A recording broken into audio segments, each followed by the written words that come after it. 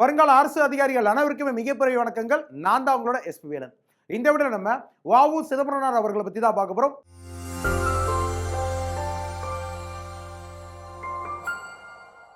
வ.உ.சி அவர்கள்.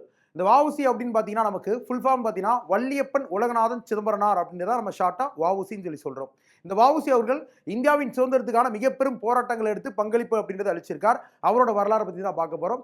அப்படி இருக்கும்போது இவர் பிறந்த ஊர் அப்படின்னு சொல்றது நமக்கு இப்ப இருக்கக்கூடிய தூத்துக்குடி மாவட்டத்தில் ஓட்டப்பிடாரம் அப்படின்ற ஒரு ஊர்ல தான் இவர் பிறந்திருக்கிறார்.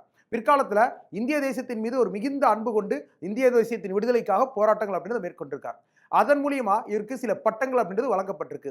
அந்த பட்டங்கள் அப்படின்றத வச்சு இவரோட கதையை நம்ம பார்த்தோம் அப்படின்னா வரக்கூடிய டிஎன்பிஎஸ்சி எக்ஸாம்ல கொஸ்டின் ஈஸியாகவே போட்டு போயிடலாம். அப்படி இருக்கும்போது இவருக்கான மேஜரான பட்டங்கள்னு பார்க்கும்போது ஃபர்ஸ்ட் நமக்கு கப்பலொட்டிய தமிழன் அப்படின்ற ஒரு பட்டம், ரெண்டாவது தென்னிந்தியாவின் திலகர் அப்படின்ற ஒரு பட்டம், மூணாவது பார்த்தீங்கன்னா நமக்கு செக்கிழுத்த செம்மல் அப்படின்ற ஒரு பட்டம். இப்போ இந்த கப்பலோட்டிய தமிழன் அப்படின்ற பட்டம் இவருக்கு எப்படி வந்துச்சு அப்படின்னு பார்த்தீங்கன்னா 1905ஆம் ஆண்டு 1905ல வந்து பார்த்தீங்கன்னா பார்ட்டிஷன் ஆஃப் பெங்கால் வங்க பிரிவினை அப்படின்றது ஏற்பட்டிருக்கும். கர்சன் பிரபு அவர்களால் வங்காளம் அப்படின்றது ரெண்டு பகுதிகளாக வெஸ்ட் பெங்கால் ஈஸ்ட் பெங்கால் மேற்கு வங்காளம் கிழக்கு வங்காளம் சொல்லிட்டு பிரிக்கப்பட்டிருக்கும். அதற்கு எதிர்ப்பு தெரிவித்து வங்காளத்தில் பெரிய ஒரு இயக்கமான சுதேசி இயக்கம் அப்படின்றது 1905ஆம் ஆண்டு சுதேசி மூவ்மெண்ட் அப்படின்னு தொடங்கப்பட்டிருக்கும். இப்போ இந்த சுதேசி இயக்கம் அப்படின்றது உங்களோட குறிக்கோள் என்ன அப்படின்னா சுயராஜ்யம் அப்படின்றது அடைய வேண்டும் அப்படின்றது இருக்கும். ரெண்டாவது அந்நிய பொருட்கள், அதாவது பிரிட்டிஷ் ஃபாரின் குட்ஸ் இருக்குல்ல, இந்த மாதிரி அந்நிய பொருட்கள், ஆங்கிலேயர்களோட கல்வி இதெல்லாம் புறக்கணிக்கணும், பாய்காட் பண்ணணும் அப்படின்ற மாதிரி கோரிக்கைகள் அப்படின்னு வச்சிருப்பாங்க. சுதேசி அப்படின்னா என்ன மீனிங் அப்படின்னா சுதேசி அப்படின்றது ஒன்ஸ் ஓன் கண்ட்ரி, ஒருவரது சொந்த நாடு அப்படின்றது பொருள். அப்படி இருக்கும்போது இங்க மெட்ராஸ் மாகாணத்துல சுதேசி இயக்கம் அப்படின்றதுல ரொம்ப தீவிரமா கலந்துகிட்ட தலைவர்கள் அப்படின்றது பாத்தீங்கன்னா நம்மளோட வ.உ. சிதம்பரனார் அவர்கள், பாரதியார் அவர்கள், சுப்பிரமணிய சிவா இந்த மாதிரி தலைவர்கள் கலந்துக்கிறாங்க. அதுல சுப்பிரமணிய சிவா அவர்கள் என்ன பண்றாங்க அப்படின்னா 1906ஆம் ஆண்டு சுதேசி இயக்கத்தின் ஒரு அங்கமா சுதேசி மூவ்மெண்டோட ஒரு பார்ட்டா மெட்ராஸ்ல ஸ்வதேசி ஸ்டீம் நேவிகேஷன் கம்பெனி அப்படின்ற ஒரு கம்பெனி உருவாக்குறாரு. சுதேசி நீராவி கப்பல் கழகம் அப்படின்ற ஒரு கழகத்தை உருவாக்குறார். அந்த கப்பல் கழகம் அப்படின்றது எதுக்காக அப்படின்னு பார்த்தீங்கன்னா அந்த காலத்தில் சீ ட்ரேட் கடல் வணிகம் அப்படின்றது நடக்கும். கடல் வணிகத்தில் கடல் மூலியமா கப்பலில் யார் வணிகம் மேற்கொள்றா அப்படின்னா மோனோபோலியா, அதாவது முற்றுரிமையா பார்த்தீங்கன்னா நமக்கு ஆங்கிலேயர்கள் தான் பண்றாங்க. அவங்கள தவிர வேற யாரும் பண்ணக்கூடாது, பண்ண முடியாது அப்படின்ற மாதிரி ஒரு நிலைமை அப்படின்றது இருக்கு. அப்போ இதை உடைக்கணும் அப்படின்னு தான் சுதேசி இயக்கத்தோட முக்கிய குறிக்கோளாக இருக்கக்கூடியது. இந்த மாதிரி ஒவ்வொரு இடத்துலையும் உடைக்கணும்ட்டு தான். அப்படி இருக்கும்போது 1906ஆம் ஆண்டு சுதேசி நீராவி கப்பல் கழகம் அப்படின்றத பிரிட்டிஷ்காரங்களோட மோனோபோலி, அதாவது சீ ட்ரேடோட மோனோபோலி, கடல் வணிகத்தின் முற்றுரிமை அப்படின்றத உடைக்கிறதுக்காக இங்கே இந்த கப்பல் கழகம் அப்படின்றது V.O.C அவர்களால் உருவாக்கப்படுது. இந்த கப்பல் கழகத்தின் கீழே வந்து பார்த்தீங்கன்னா 2 கப்பல்கள் அப்படின்றத இவர் வாங்குறார். 2 கப்பல்களின் பேர், ஒன்று SS காலியா அப்படின்னு ஒரு கப்பல், ரெண்டாவது SS லாவோ அப்படின்ற 2 கப்பல்கள் அப்படின்றது வாங்கப்படுது. ரொம்ப முக்கியமா இந்த கப்பலுக்கான கேபிட்டல் முதலீடு அப்படின்றது பார்த்தீங்கன்னா 10 லட்சம் ரூபாய். அந்த 10 லட்சம் ரூபாய்க்கு இந்த V.O.C அவர்களுக்கு உதவுனவங்க யாரெல்லாம் சொல்லி பார்க்கும்போது 2 பேர் உதவி இருப்பாங்க. ஒருத்தர் பாண்டித்துரை தேவர் அப்படின்றவரும், இரண்டாவது ஹாஜி ஃபக்கீர் முகமது அப்படின்றவரும் உதவி இருப்பார். ரொம்ப முக்கியமா இந்த கப்பல்கள், அதாவது இந்த சுதேசி நீராவி கப்பல் கழகத்துக்கு கீழே உருவாக்கப்பட்ட 2 கப்பல்களுமே எங்க வணிகம் மேற்கொண்டுச்சு, எங்க கடல் வணிகம் மேற்கொண்டுச்சு அப்படின்னு பார்த்தீங்கன்னா ரொம்ப முக்கியமா தூத்துக்குடி அப்படின்ற பகுதியில இருந்து இப்ப இருக்கக்கூடிய ஸ்ரீலங்கால சிலோன் அப்படின்ற பகுதி அந்த காலத்துல இருந்துச்சு. இவருடைய தூத்துக்குடியிலிருந்து சிலோன் வரைக்கும் கடல் வணிகம், அதாவது சீ ட்ரேட் அப்படின்றது இவரோட கப்பல் அப்படின்றது மேற்கொண்டுச்சு.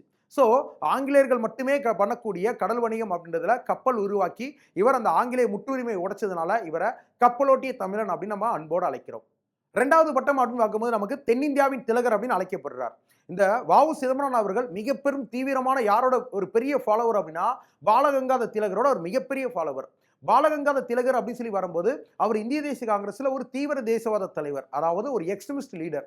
அப்படி இருக்கும்போது அவரை பின்பற்றக்கூடிய வ.உ.சி அவர்களும் நமக்கு ஒரு தீவிர தேசியவாத தலைவராக மெட்ராஸ் மாகாணத்தில் அறியப்பட்டவர். இப்போ தீவிர தேசியவாதிகளா மெட்ராஸ்ல அறியப்பட்டவங்க யாரெல்லாம் சொல்லி பார்க்கும்போது ரொம்ப முக்கியமா சுப்பிரமணிய சிவா அவர்கள், வ.உ. சிதம்பரனார் அவர்கள், பாரதியார் அவர்கள், இவங்களாம் தீவிர தேசியவாதிகளா இருந்தாங்க. இவங்களோட குறிக்கோளை என்ன இருந்துச்சு அப்படின்னா மாகாணத்துக்கான சுயராஜ்யம் அப்படின்றது தான் இவங்களுக்கு குறிக்கோள். ஸ்வராஜ் ஃபார் ப்ராவின்ஸ் அப்படின்றத இவங்களோட மெயின் அப்ஜெக்டிவாக இருந்துச்சு. அப்படி இருக்கும்போது பாலகங்காதர திலகரோட அவர் சொல்லக்கூடிய கருத்துக்கள், அவர் சொல்லக்கூடிய போராட்டங்கள் இது எல்லாத்தையுமே ரொம்ப வீரியமான முறையில் இங்கே பின்பற்றார். அதே மாதிரியே பாலகங்காதர திலகர் எவ்வளோ பேச்சாற்றல் உடையவரோ அதே மாதிரியே நம்மளோட வ.உ.சி அவர்களும் மெட்ராஸ் மாவட்டத்தில் ஒரு மிக பெரும் பேச்சாளர் பாலகங்காதர திலகர் மாதிரியே திகழ்கிறார். ஓகே, அது மட்டும் இல்லாமல் நமக்கு 1907ஆம் ஆண்டு 1907ல சூரத் பிளவு அப்படின்ற ஒரு டாபிக் நம்ம பார்த்திருப்போம். சூரத் ஸ்பிளிட் அப்படின்னு பார்த்திருப்போம். சூரத் பிளவு அப்படின்னா சூரத் அப்படின்றது ரெண்டா உடைஞ்சது கிடையாது. சூரத் அப்படின்ற பகுதியில் 1907ஆம் ஆண்டு காங்கிரஸ் கட்சி, இந்திய தேசிய காங்கிரஸ் கட்சியோட மாநாடு அப்படின்றது நடந்திருக்கும். இந்த மாநாட்டில் மிதவாதிகளுக்கும் தீவிர தேசியவாதிகளுக்கும் இடையே சண்டை அப்படின்றது உருவாயிருக்கும். என்ன காரணம் அப்படின்னா, அந்த மாநாட்டில் தலைவராக யார் தேர்வு செய்யணும் அப்படின்ட்டு மிதவாதத்திலிருந்து ராஷ்பிகாரி கோஷ் அவர்களையும், தீவிர தேசியவாதத்திலிருந்து லாலா லஜபதி ராயும் சொல்லுவாங்க. அந்த மாநாட்டில் கலந்துக்கிட்டவங்க, மெட்ராஸ்லேருந்து கலந்துக்கிட்டவங்க யார் அப்படின்னா, நம்மளோட V.O.C அவர்கள், பாரதியார் அவர்கள்லாம் கலந்துருப்பாங்க. கலந்துக்கிட்டு தலைவருக்கான அந்த பிரச்சனை வரும்போது பார்த்தீங்கன்னா, மிதவாதிகள் அதாவது மாடரேட்ஸ்க்கும் எக்ஸ்ட்ரீமிஸ்டுக்கும் இடையில சண்டை அப்படின்றது உருவாகிரும். அப்படி இருக்க சண்டை உருவாகும் போது வெளியில் இருக்கக்கூடிய உள்ளூர் காவலாளிகள், அதாவது லோக்கல் போலீஸ் அப்படின்னவங்க அந்த பில்டிங்ல வந்து சண்டையை பார்த்துட்டு யாரை தாக்குறாங்க அப்படின்னா, எக்ஸ்ட்ரீமிஸ்ட்ல இருக்கக்கூடிய எல்லா தலைவர்களையும் தாக்குறாங்க. தாக்கிட்டு அந்த மாநாட்டை விட்டு வெளியேற்றிடுறாங்க. ஸோ காங்கிரஸ் அப்படின்னவங்க வெளியில வராங்க. இதுல ரொம்ப முக்கியம் பாலகங்காதர் திலகர் அவரெல்லாம் நம்மளோட V.O.C அவர்கள் என்ன பண்ணியிருப்பாங்க அப்படின்னா, அவரெல்லாம் சேர்த்து கட்டி பிடிச்சு அவர் மேலே அடி விழாத மாதிரி பாதுகாத்திருப்பார். இந்த மாதிரி பாலகங்காதர் திலகர் மேல ஒரு மிகுந்த அன்பு கொண்டு அவரோட வழியை பின்பற்றினால இவர் தென்னிந்தியாவின் திலகர் அப்படின்னு நம்ம அன்போடு அழைக்கிறோம்.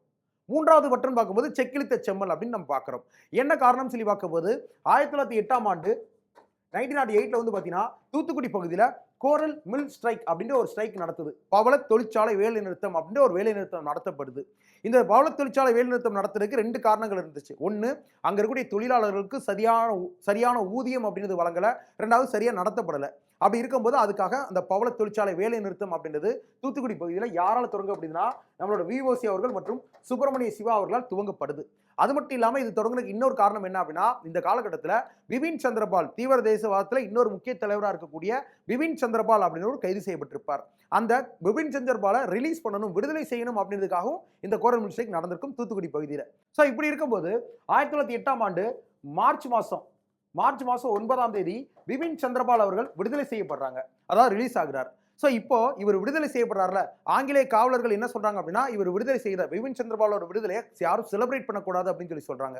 ஆனா பாரதியார் அவர்களும் சுப்பிரமணிய சிவா அவர்கள், நம்மளோட V.O.C அவர்கள் இவங்கெல்லாம் சேர்ந்து இவரோட விடுதலை நாள் மார்ச் 9 அப்படின்றத இங்க தமிழ்நாட்டில் ஸ்வராஜ் டே, சுயராஜ்ய தினமா செலிப்ரேட் பண்றாங்க.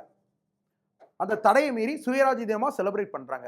அப்படி இருக்கும்போது காவலர்கள் அப்படின்னு இங்க வந்து தலைவர்களை அரெஸ்ட் பண்றாங்க. மார்ச் 12ஆம் தேதி V.O.C அவர்களும் சுப்பிரமணிய சிவா அவர்களும் மார்ச் 12ஆம் தேதி V.O.C அவர்களும் சுப்பிரமணிய சிவாவும் காவலர்களால் கைது செய்யப்படுறாங்க.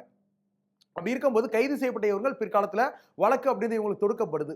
என்ன வழக்கின் கீழே இவங்க 2 பேரும் கைது செய்யப்பட்டாங்க அப்படின்னா, they were charged under sedition, அதாவது தேச துரோக வழக்கின் கீழே இந்த இருவரும் கைது செய்யப்படுறாங்க.